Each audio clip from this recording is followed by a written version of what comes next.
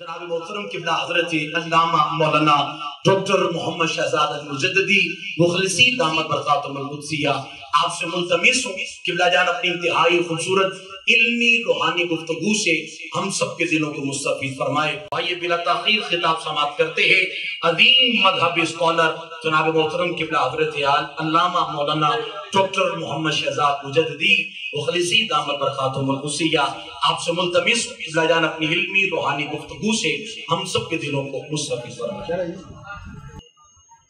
الحمدللہ نحمدہ ونصلی ونسلم علی رسول الکریم اما بعد اعوذ باللہ من الشیطان الرجیم بسم اللہ الرحمن الرحیم وما خلقت الجن والانس الا لیعبدون آمنت باللہ صدق اللہ مولانا العظیم وصدق رسوله النبی الکریم الامین ان اللہ وملائکته یصلون علی النبی یا ایہا الذین آمنوا صلوا علیہ وسلموا تسلیما الصلاة والسلام علیک یا سیدی یا رسول اللہ وعلى آلك واصحابك يا سيدي يا حبيب الله مولاي صل وسلم دائما ابدا على حبيبك خير الخلق كلهم ما مدحت محمدا بمقالتي ولكن مدحت مقالتي بمحمد صلی اللہ علیہ وسلم۔ ہے میری حمدہ نعتاں تو بہت تا مقام محمد دا، ہے میریاں حمدہ نعتاں تو بہت تا مقام محمد دا، پیا اپنے شیر سجانا وا وچ لکھ لکھ نام محمد دا۔ یک زمانہ صحبت با اولیاء بہتر 7 سال طاعت بیریا۔ گرامی قدر دیوے مسند صدارت پیر سید حامد علی شاہ صاحب دام ظلہ، حضرت مفتی علامہ حسیب احمد قادری صاحب دامت برکاتہم العالیہ، حضرات علماء، مشائخ، سادات کرام، احباب اہل نسبت و محبت، آج کی یہ جو مجلس ہے عرس مبارک کی عظیم الشان تقریب، یہ آپ مت سمجھیں کہ گراؤنڈ سے اگر مسجد میں آ گئے تو پروگرام چھوٹا ہوگا، ایسا نہیں ہے۔ میں سب سے پہلے یہ نکتہ آپ کو سمجھاتا ہوں، مجھے تو رستے میں ہی سمجھ آ گیا تھا۔ دیکھو ہم سنی لوگ ہیں نا، تو ہمارے تصور میں ایسا کوئی عرس ہے ہی نہیں جس میں لنگر نہ ہو، ٹھیک ہے؟ سنیوں کا کوئی عرس ایسا ہے جس میں لنگر نہ ہو؟ تو میں آپ کو براہ راست حضرت عارف ربانی حضرت پیر سید علی احمد شاہ صاحب شمیم الحسینی النقشبندی المجددی نور اللہ مرکزہ کے مزار سے آپ کے اوپر چھٹا مارنے لگا۔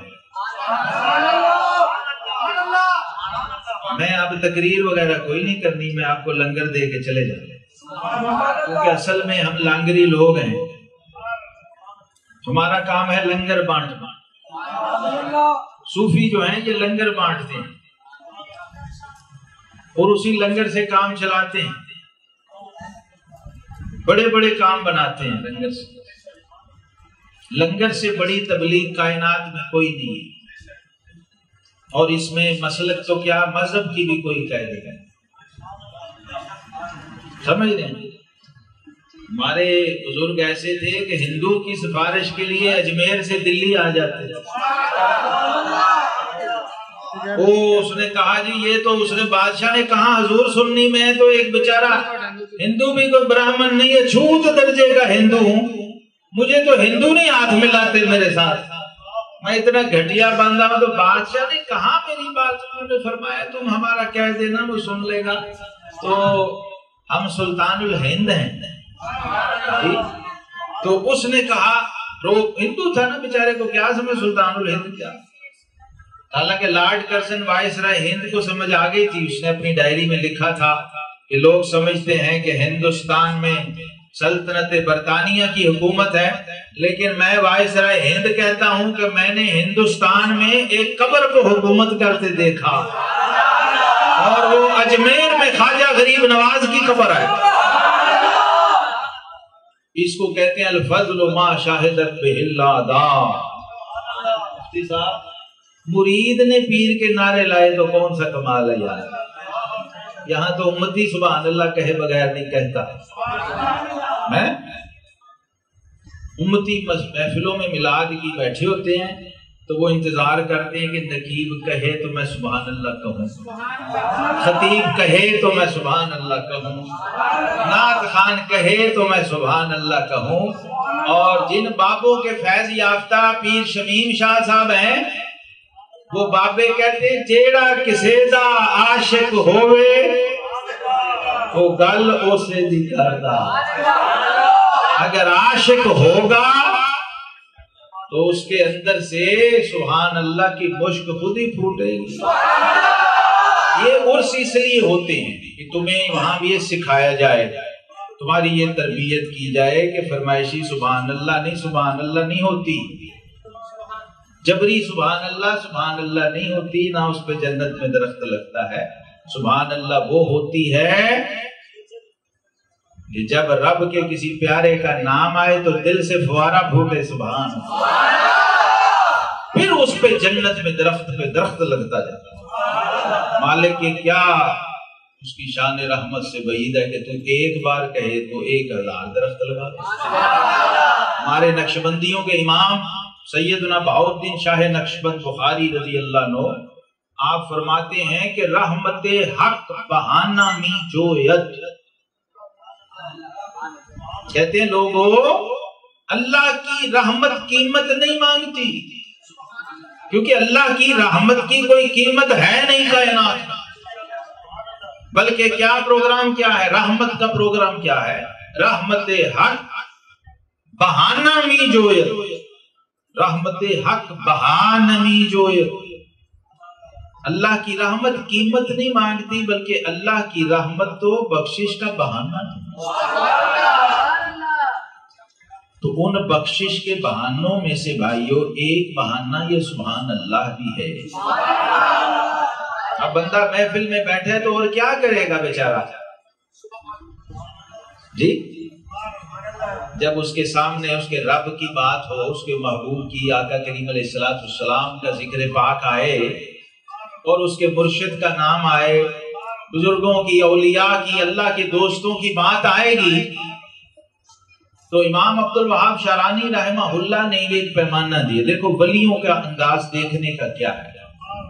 وہ کہتے ہیں منافق اور مومن کو پہچاننے کا پیمانہ یہ ہے کہ جب مومن کے سامنے اللہ کے کسی ولی کا نام لو اس کا دل کھل جائے گا، اس کا چہرہ کھل جائے گا، اور جب منافق کے سامنے اللہ کے کسی دوست یا ولی کا نام لو اس کا چہرہ بجھ جائے گا، وہ ڈم ہو جائے گا، مدھم ہو جائے گا۔ اس لیے رب کائنات خالق جل مجدہ نے اپنے جو دوست اولیاء ہیں نا، ان کی جب بات کی تو فرمایا الا، خبردار، ہوشیار ہو جاؤ، الرٹ ہو جاؤ۔ یہ الا جو ہے نا، اس کا مطلب وارننگ ہے، الارم ہے، الرٹ کیا جا رہا۔ جب اللہ کے دوستوں کا ذکر آئے تو ادب کا پیکر بن جاؤ اور ہوش میں آ جاؤ۔ اللہ کے دوستوں کا جو ذکر ہے یہ ایسے ہی ہے کہ ذکر حبیب کم نہیں وصل حبیب۔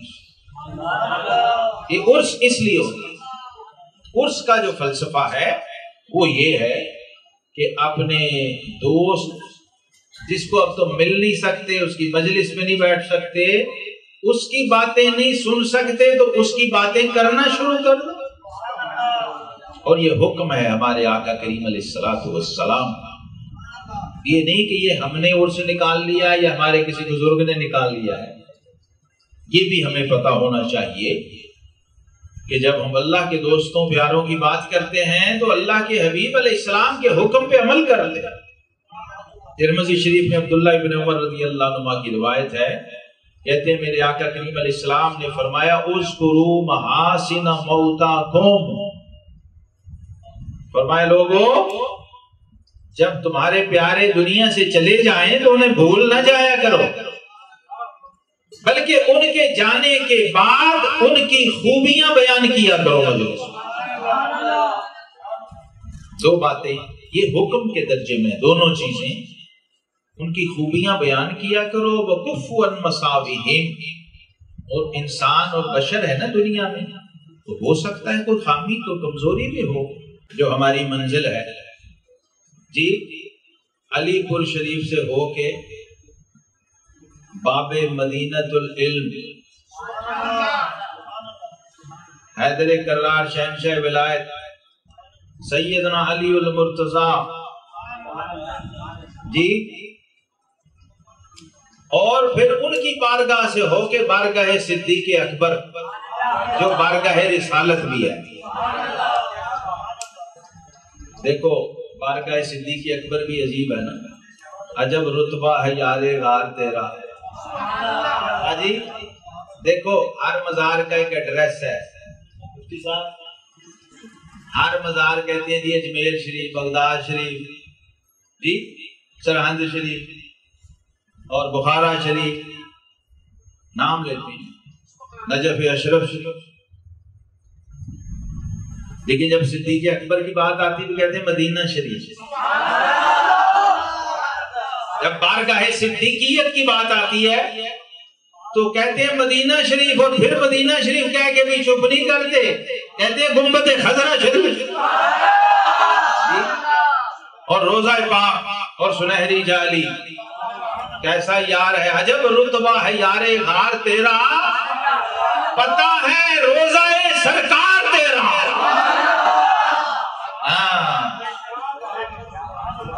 یہ اس بارگاہ میں ہم نے جانا ہے. اس لیے کہ پیر سید جماعت علی شاہ صاحب رحمۃ اللہ تعالی علیہ اپنے جب مرید بیٹھے ہوتے تھے، جیسے ابھی شاہ جی فرما رہے تھے، بڑا کراؤڈ تھا، بڑا مجمع تھا گراؤنڈ میں، تو پیر جماعت علی شاہ صاحب رحمۃ اللہ تعالی علیہ یہ ہندوستان کے پورے سب کانٹیننٹ کے چند ان بڑے پیروں میں تھے جن کے مرید تعداد میں بھی سب سے زیادہ تھے.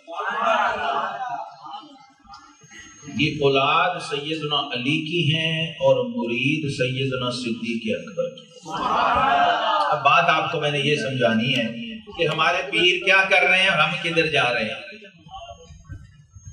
اور دیکھو جن کے پیر جماعت علی ہوں، جن کے پیر دیدار علی ہوں، یہ شاہ صاحب جن کے عرس پہ بیٹھے ہوئے ہیں یہ حضرت پیر سید دیدار علی شاہ کے شاگرد ہیں، ان کے فیض یافتہ ہیں. سید ابو البرکات صاحب رحمۃ اللہ علیہ حزب الاناف یہ فیض یافتہ ہیں. اور جن کے پیر مہر علی ہوں، جن کے پیر بو علی ہوں، اور جن کے پیر داتا علی ہوں، تو ان کو یہی بات پتہ نہ، یہ نقطہ سمجھنا ہے تو اس کا مطلب ہے کہ ابھی کا سمجھ نہیں. اس لیے ہمارے بزرگوں کو پیر سید جماعت علی شاہ صاحب رحمۃ اللہ کا یہ جملہ مجھے ان بزرگوں نے سنایا ہے جنہوں نے ڈائریکٹ ان سے سنا. یہ اللہ پاک کا ہم پہ فضل عظیم ہے کہ اگر ہم نے وہ چہرہ نہیں دیکھا تو رب نے وہ آنکھیں دکھا دی. عرس کا ایک فلسفہ یہ بھی ہے، یہ عرس میں جس میں ہم بیٹھے ہیں اور یہ عقیدہ اہل سنت و جماعت کے سارے کمالات ہیں. ہمارے اہل سنت و جماعت کا شعور اگر ہمیں اپنے عقیدے کا شعور آ جائے نا تو یہ جو میں نے جملہ کہا ہے یہ بندے پہ وجد طاری ہو جاؤ کہ اگر تو بددعا کا جلوہ نہیں دیکھ سکا تو بددعا کے جلوے والے نے فرمایا کہ اگر مجھے نہیں دیکھ سکا تو پھر وہ آنکھیں دیکھ لے جس نے جلوہ دیکھا ہے، تو خالی پھر بھی نہیں رہے رہے گا. فرمایا لا تمس النار مسلمن رعانی او رعامن رعانی. فرمایا جہنم کی آگ اسے چھو بھی نہیں سکتی جس نے ڈائریکٹ اپنی آنکھ سے مجھے دیکھ لیا یا پھر وہ آنکھ دیکھ لی جس نے مجھے دیکھا. اگر جو پیر سید شمیم شاہ صاحب کو نہیں دیکھ سکا تو وہ پیر سید حامد شاہ صاحب کی آنکھوں میں دیکھ لے جی. تو آقا کریم علیہ السلام کی اس پہ سند و مہر ہے. فرمایا جو مجھے دیکھے وہ صحابی ہوتا ہے اور جو میرے صحابی کو دیکھے وہ تابعی ہوتا ہے اور جو تابعی کو دیکھے وہ تبع تابعی ہوتا ہے اور ہر دیکھنے والا جنتی ہے اس پہ جہنم حرام. لوگوں کو تو ابھی صحابی کی جنتی ہونا سمجھ نہیں آ رہا جی. ہاں آنکھ والا تیرے جوبن کا تماشا دیکھے. یہ لوگ کہتے ہیں عرس کیوں کرتے ہو؟ میں کہا عرس اس لیے کرتے ہیں کہ آنکھ تو کتے کی بھی ہے, گھوڑے کی بھی ہے اور گدھے کی بھی ہے اور تیری بھی ہے. تو یہ پیر پتہ کیا کرتے ہیں, یہ اس آنکھ کا استعمال سکھا دیتے ہیں. یہ کام کرتے ہیں کہ آنکھ تو کہتا ہے حضرت رومی کہتے ہیں تو ہمیں گوئی مرا دل نیز ہست. پہلے دل تو تیرے سینے میں بھی گوشت کا لوتھڑا دھڑک رہا ہے اور کتے کی چھاتی میں بھی ویسے ہی پمپنگ کر رہا ہے اور گدھے کے سینے میں بھی دل دھڑک رہا ہے. تو ہمیں گوئی مرا دل نیز ہست. فرماتے ہیں دل فراز عرش باشد نئے بپست.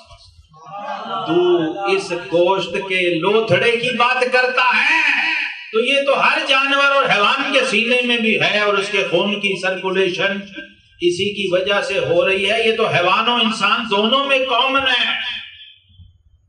فرمایا میں جس دل کی بات کر رہا ہوں وہ دل عرش سے پرے ملتا ہے. دل فراز عرش باشد نیب پست. فرماتے ہم جس دل کی بات کر رہے ہیں وہ عرش معلی سے اس طرف ہوتا ہے, اس طرف نہیں. وہ نیچے والا دل نہیں, اوپر والا دل ہے جس دل کی ہم بات کر رہے ہیں. تو یہ اولیاء صوفیاء یہ اس لیے عرس کرتے ہیں کہ لوگوں کو سکھایا جائے کہ سننا کیسے ہے, لوگوں کو سمجھایا جائے دیکھنا کیسے ہے. اور جب دیکھنا سننا آ جاتا ہے, جلوہ نصیب ہو جاتا ہے تو پھر رضی اللہ عنہ کی سند مل جاتا ہے.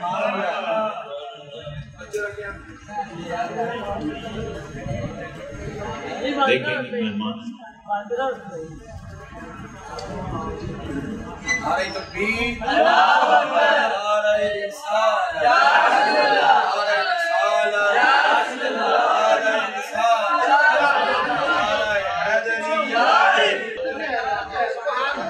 جب کوئی دیکھنے کو مل جائے تو پھر دیکھنا چاہیے, بولنا نہیں چاہیے.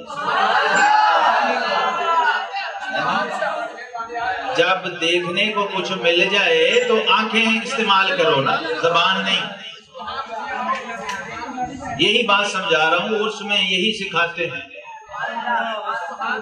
اس لیے علامہ اقبال نے یہ رب سے دعا کی, وہ کہتے ہیں عطا اسلاف کا جذبے دروں کر, اتنا بڑا مشرق و مغرب کا نابغہ جدید و قدیم پڑھنے کے بعد رب سے پتہ کیا مانگ رہا ہے؟ ساری سائنس فلسفہ منطق کھنگال کے, شرق و غرب کے سارے علمی مراکز کھنگال کے, وہ کہہ رہا ہے عطا اسلاف کا جذبے دروں کر, شریک زمرے لا یحزنوں کر, خرد کی گتھیاں سلجھا چکا میں, میرے مولا مجھے صاحب جنوں کر.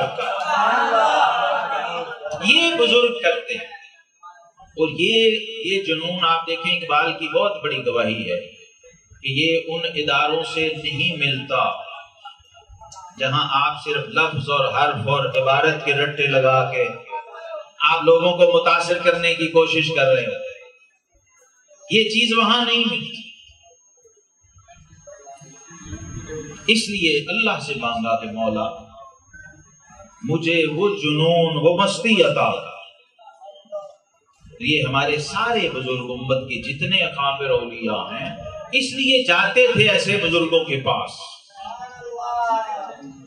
اتنے بڑے بڑے آئمہ کہ جن کے بارے میں بندہ سوچ کے سن کے حیران ہو جائے کہ انہیں بھی ضرورت تھی کہیں جانے کی، جاتے تھے، ڈھونڈتے تھے، پوچھتے تھے۔ پیر سید مہر علی شاہ گولڑوی رحمت اللہ سید ہیں، پیر ہیں، جدی پشتی، عالم بھی اپنے وقت کے سب سے بڑے تھے، لیکن ڈھونڈتے تھے کہ کوئی اہل نظر ملے۔ انہوں نے اس پہ اکتفا نہیں کیا کہ ہم سید ہیں، ہم پیر ہیں اور ہم عالم ہیں۔ انہیں پتا تھا کہ اللہ کی معرفت کا رستہ کسی عارف باللہ کے بغیر نہیں ہے۔ پوری امت کا یہ تجربہ، پوری امت کا یہ مشاہدہ اور ان کا تعامل اور معمول۔ جب حضور غوث پاک حسنی حسینی محبوب سبحانی جیسی ہستی وہ اکتفا نہیں کر رہے، ڈھونڈ رہے ہیں، اور کوئی کون ہے جو کہے جی مجھے ضرورت نہیں؟ اور جن کے مقلد ہیں حضور غوث پاک شیخ عبد القادر جیلانی رحمت اللہ تعالی علیہ، وہ امام مجتہد جو امت میں چار ہیں، سیدنا امام احمد بن حنبل رحمت اللہ تعالی علیہ۔ سوچئے جن کے فقہ حنبلی اس وقت سعودی عرب کا سرکاری مذہب ہے، اور عالم اسلام کے، عالم عرب کے بڑے بڑے ممالک ان کی نسبت حنبلی پہ فخر کرتے ہیں، جن کے ایک مقلد کا نام علامہ ابن تیمیہ، ابن القیم الجوزیہ، علامہ جمال الدین عبد الرحمن ابن جوزی رحمت اللہ علیہ، ان کی نسبت، اور پھر حضور غوث اعظم جیسی ہستیاں جن کے مقلد ہیں، اور امام بخاری اور مسلم جیسے جن کے شاگرد ہیں۔ وہ پتہ کہاں جاتے تھے؟ حضرت بشر حافی رحمت اللہ جو ننگے پاؤں بغداد کی گلیوں میں پھرا کرتے تھے، تو شاگردوں نے کہا کہ حضور پوری امت تو آپ کے فتوے پہ چلتی ہے اور پورا عالم اسلام آپ کے قول کو سند و حجت مانتا ہے، اور آپ یہ اس درویش کی مجلس میں جاتے ہیں۔ یہ بات سمجھ نہیں آئی۔ جو آپ کے بڑے بڑے اکابر اجلہ شاگرد تھے، انہوں نے آ کے عرض کیا کہ حضور آپ نہ جایا کریں، اس سے اچھا اثر نہیں پڑتا، چاہیے یہ کہ بشر حافی آپ کی مجلس میں آ کے بیٹھیں اور دین سیکھیں، کیونکہ قرآن آپ سے بڑھ کے کوئی نہیں جانتا، حدیث آپ سے بڑھ کے کوئی نہیں جانتا، دین کا علم آپ سے بڑھ کے کوئی نہیں جانتا۔ تو امام احمد بن حنبل نے پتہ کیا فرمایا؟ کیسے سچے سچے لوگ، آپ نے فرمایا تم نے بالکل ٹھیک کہا،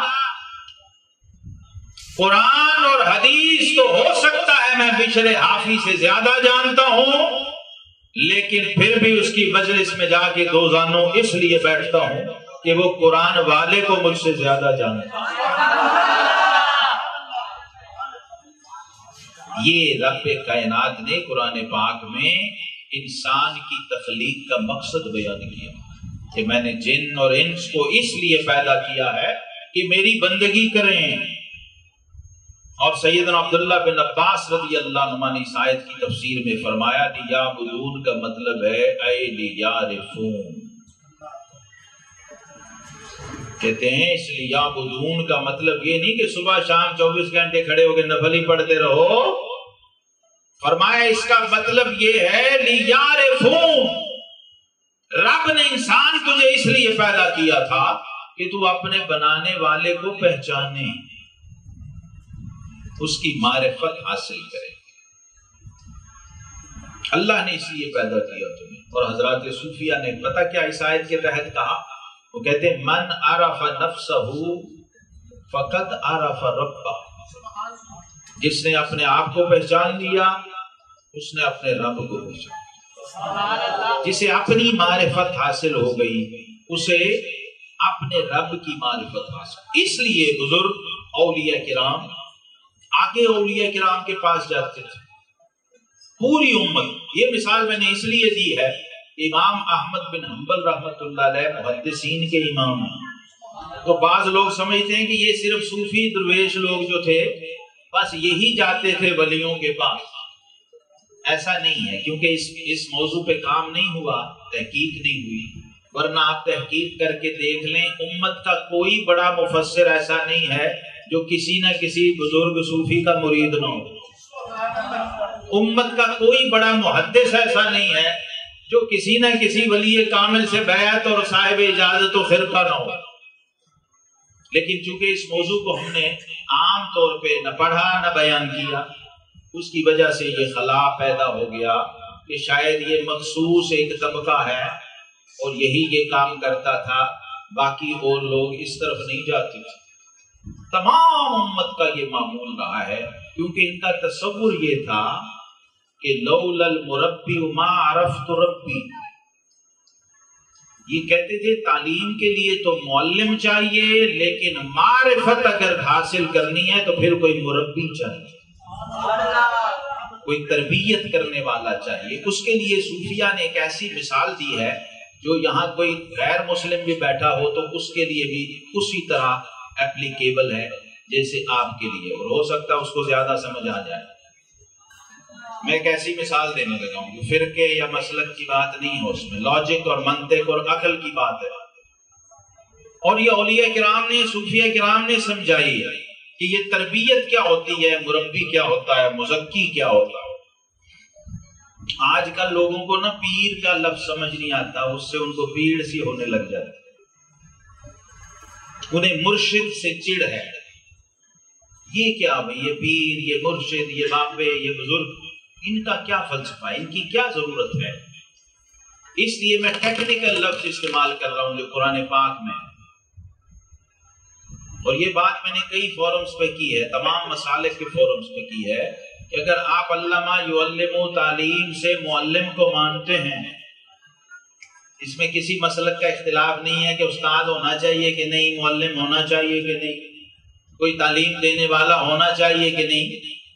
یہ قرآن نے اپنے محبوب کریم علیہ السلام کا منصب بیان کیا، وَيُعَلِّمُهُمُ الْكِتَابَ وَالْحِكْمَةَ وَيُزَكِّيهِمْ.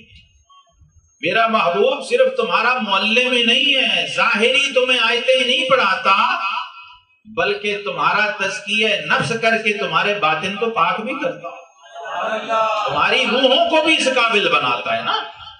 تو میں نے کہا بھائی تمہارا معلم تو ہے، تمہارا مزکی کہاں ہے؟ ان العلماء ورثۃ الانبیاء. اور یہ سب کے لیے ہے یکساں، اپنا اپنا مزکی ڈھونڈو، یہ دور اپنے براہیم کی تلاش میں ہے. صنم کدا ہے جہاں لا الہ الا اللہ. یہ فلسفہ اسلام نے دیا ہے کہ آپ کو معلم بھی چاہیے، آپ کو مزکی بھی چاہیے.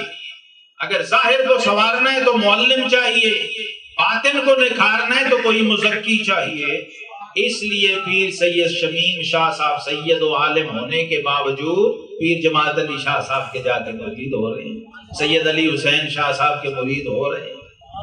اور پوری امت میں یہ معمول ہے. تمام اکابر ائمہ اپنے آپ کو سونپتے ہیں، ان کے حوالے کرتے ہیں کہ ہماری تربیت کریں. اور یہ فیض، یہ نظام اسی صفہ چبوترے سے چلا ہے جس کی بنیاد امام الانبیاء صلی اللہ علیہ وسلم نے رکھی. اصحاب صفہ کی ایک جماعت تیار کی جو لوگوں کو صدق و صفا کے رستے پہ چلائے گی، امت کو یہ فیض بانٹے گی. اور پھر ان کو یہ فلسفہ دیا جس کی طرف میں نے اشارہ کیا کہ اگر تمہاری آنکھ نے، دیکھیے آنکھ ابو جہل کی بھی تھی، آنکھ ابو بکر کی بھی تھی، اور نظارہ ایک ہی تھا، منظر ایک ہی تھا، جلوہ ایک ہی تھا. ابو جہل کی آنکھ نے بھی وہ دیکھا ہے اور ابو بکر صدیق کی آنکھ نے بھی دیکھا، لیکن فرق کیا ہے؟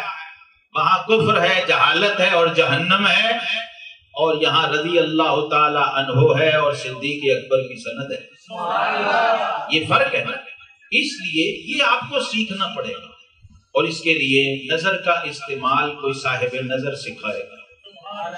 جہاں سے بات میں نے شروع کی تھی وہ لنگر آپ کو دے کے میں بات ختم کرنے لگا ہوں کہ گراؤنڈ سے اٹھ کے مسجد میں کیوں آئے، یاد ہے کہ نہیں؟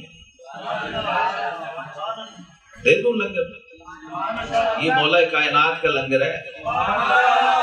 اور میں نے آپ کو بات سنائی کہ پیر جماعت علی شاہ صاحب فرماتے تھے، او لوگو میں جماعت علی شاہ علی دا پتر، اپنے اس مجمع کو، اس کراؤڈ کو، عظیم اجتماع کو خطاب کر کے فرمایا کرتے تھے، میں جماعت علی شاہ علی دا پتر، میرا عقیدہ ہے ابو بکر دا پہلا نمبر، ابو بکر دا پہلا نمبر، ابو بکر دا، یہ ہے ہمارے بزرگوں کے عقائد۔ اور یہ اپنے مریدوں کو سکھایا کرتے تھے کہ صاحب البیت ادری بما فی، اب گھر والے سے بہتر کون جانے گا کہ گھر میں کیا ہے، تو باہر والا آ کے گھر والوں کو عقیدہ بتائے گا۔ سیدنا علی المرتضیٰ شیر خدا نے ممبروں پہ قسمیں کھا کھا کے آیتیں پڑھ پڑھ کے لوگوں کو بتایا کہ ابو بکر دا پہلا نمبر، اور ان کی اولاد نے ساری زندگی اہل بیت اطہار نے اس عقیدے کا پہرا دیا۔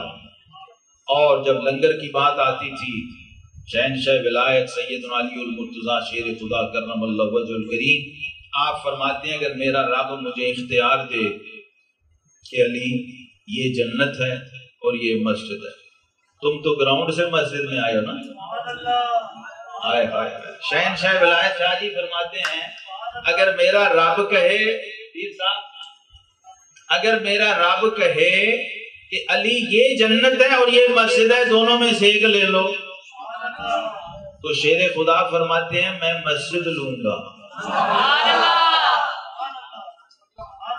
فرماتے ہیں میں مسجد لوں گا۔ یعنی اگر اختیار اور آپشن دی جائے جنت میں اور مسجد میں، تمہیں سوچو رب نے گراؤنڈ سے اٹھا کے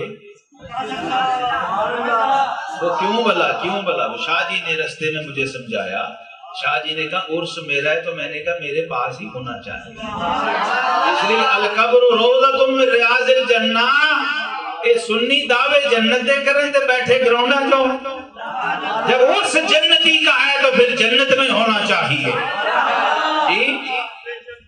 اور یاد رکھو کچھ لوگ ہیں جو جنت مانگتے ہیں اور کچھ ایسے ہیں جن کو جنت مانگتی ہے، اس امت میں ایسے بھی اللہ کے پیارے ہیں نا۔ تو یہ جو شمیم ہے نا، شمیم، حسنین کریمین کو حضور علیہ السلام چوما بھی کرتے تھے اور سونگا بھی کرتے تھے، یہ شمیم وہ ہے۔ ایک شمیم ہے جو ہمیں خوشبو عطر سے آتی ہے، ایک شمیم وہ ہے جو خود ریاض الجنہ سے آتی ہے، جو بارگاہ رسالت مآب صلی اللہ علیہ وسلم سے آتی ہے، تو یہ وہ جنتی شمیم ہے، اس کے لیے جنت میں ہونا ضروری ہے۔ شاہ صاحب قبلہ رحمت اللہ تعالی علیہ، میں نے بعض بڑے گنتی کے چند مزار ہیں جو مسجدوں میں ہوتے ہیں، اس میں بھی بڑے راز ہیں، اس میں بڑے راز ہیں۔ اللہ جن اپنے پیاروں کو اپنے گھر ہی رکھ لیتا ہے۔ اچھا باقی تو کہتے ہیں نا جنت نصیب کرے اور جنت میں جائیں جی، اے اللہ ان کی قبر کو جنت کا باغ، اللہم اجعل قبرہ روضۃ من ریاض الجنہ، وہ تو ابھی دعا مانگ رہا ہے، یہاں رب نے دنیا میں دکھایا ہے کہ لوگوں اگر آنکھوں سے دیکھنا ہو نا کہ کوئی جنت میں کیسے جاتا ہے، تو پھر مسجد میں جو شمیم شاہ صاحب کا مزار ہے وہ دیکھ لیا کرے، وہ اللہ کے دوستوں کی قبریں اور مزار ہیں۔ کیوں؟ شیر خدا نے جو سلیکشن کی ہے نا، حدیث صحیح میں یہ موجود ہے، آقا کریم علیہ السلام نے فرمایا لوگوں جب جنت کے باغوں میں سے گزرو تو خود پھل کھایا کرو۔ صحابہ نے پوچھا حضور جنت کے باغ کیا ہیں؟ فرمایا المساجد ریاض الجنہ، فرمایا یہ تم مسجد سمجھتے ہو، میں نے تو اپنے غلاموں کو دنیا میں جنت دے دی ہوئی ہے۔ اور ہم نے حدیث پڑھی تھی، شیر خدا نے دیکھا ہوا تھا کہ مولا وہ جو تیری جنت ہے وہ تو مرنے کے بعد ملے گی، تو یہ جو تیرے محبوب نے عطا کی ہے یہ تو اسی زندگی میں جنت ملے گی۔ رب کائنات نے اپنے پیارے دوست اور ولی کے صدقے ہمیں جنت میں بٹھا کے جنتی کا عرص نصیب کیا ہے۔ اللہ پاک شاہ صاحب کی اس شمیم کے نظارے ہمیشہ ہم سب کو نصیب فرمائے اور ہمارے مشام جاں کو معطر کرے۔ وآخر دعوانا